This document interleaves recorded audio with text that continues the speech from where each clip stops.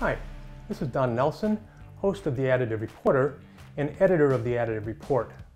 The Q4 issue of the magazine is out, and if you're not a subscriber, you can find the digital edition at our website.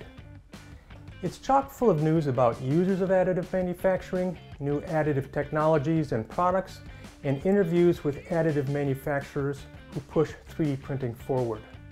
One of these companies is ROE Dental Laboratory, the subject of our cover story. The Ohio company employs 200 people at its 3 plants.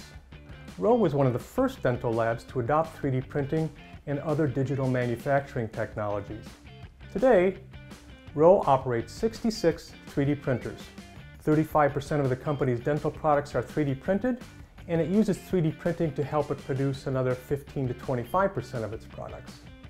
One way ROE uses additive manufacturing is to print its dentures. 3 years ago, the materials weren't good enough to allow printing of dentures. Today, additive allows a set of dentures to be made in a few hours instead of days.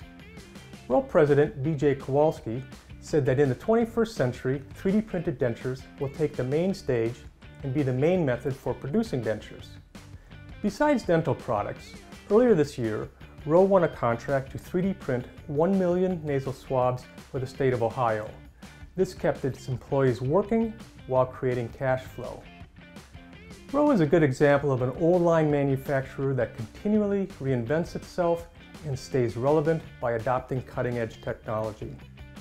Other interesting reads in the Q4 issue include a report on how 3D printing takes the tedium out of sand casting, 2 metal 3D printers that draw on lithographic technology to print super small parts, 2 articles on post-processing, and how training 3D printer operators has changed because of the coronavirus.